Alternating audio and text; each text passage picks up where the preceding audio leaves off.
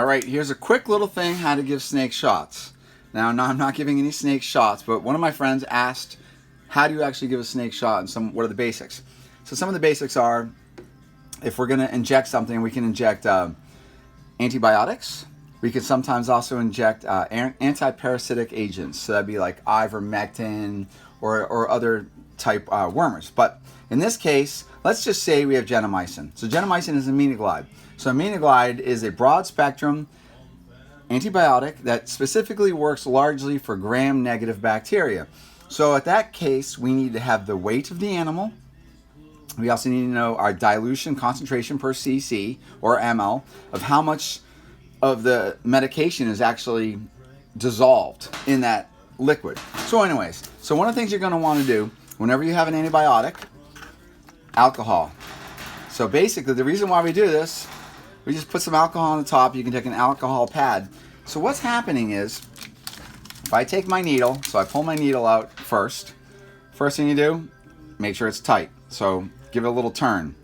So now that the alcohol is sat there, it's pretty much instantaneous, but you really want to get the alcohol in there because any type of ambient bacteria that's floating around the air or is from there from me touching it, that is now on this sensitive area. So I would take my needle. So let's say I wanted to pull out 0.35 cc. This is a 1 cc syringe. I would generally go further.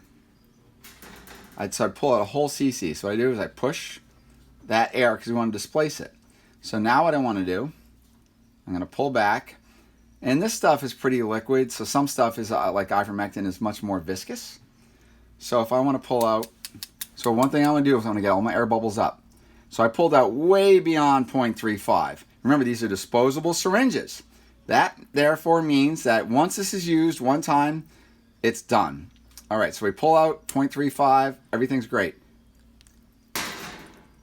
You can get a little bump right there, get a little bit of material coming out. Okay, so if I'm going to give the snake a shot, so we would always do this underneath like recommendations from a vet. Generally, a vet will give you or prescribe the antibiotics, tell you what you're doing, but you have large collections like somebody like me, and you get sometimes like a big snake where you know what you're doing, you do things like this. So we have a snake like this. No snake is going to like it. What we do, we inject in the first third of the animal's body. The reason why we do this is the kidneys are down towards the latter part of the body. We want the antibiotic to be injected into the animal and then systemically course through the animal's body because we're trying to kill the bacteria that's giving it a problem. So what we would do, I'm not going to do this to her. I like to do this right here, get a little fold of fat or meat right here, a little bump, and I get it right between the scales and pretty much going to jab at a 45-degree angle. So I'm just going to stick it like this and then put right into the snake and then quickly pull out.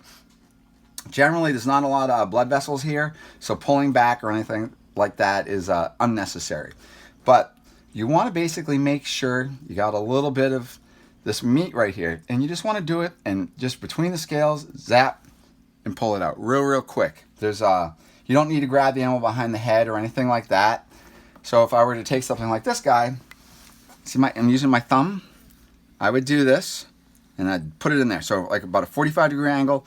We want to get into this muscle that's running down the side of the animal. And we don't want to hurt the animal. So basically what we want to do is we want to kind of catch the animal off guard. So if the animal is resisting you a lot, you want to kind of slow down. But see what I do right here? I would just take it, get that little bit, wait for the animal to pause, bang, and pull right out. So basically, you want to make sure whenever you're medicating animals, you're not loosely medicating things because you think something or whatever. The real important thing with antibiotics is you follow the regime. So on aminoglide, that's going to be every 72 hours. If we're going to use something like enrofloxacin or Baytril, that's going to be every 24 hours, and that'd be at 15 milligram per kilogram. Amikacin or gentamicin would be 5 milligram per kilogram in your loading dose, and after 72 hours, you would give a half dose, which is 2.5 milligrams, and you would do that generally for probably about 7 treatments. So that would give you, a good regime. So basically what we want to do is we want to knock back the bacteria. If we were to come in here and inject a snake maybe twice and then we lose interest, what we can do is we can start knocking the bacteria back, and you can start disabling the bacteria if it's indeed sensitive to the antibiotic.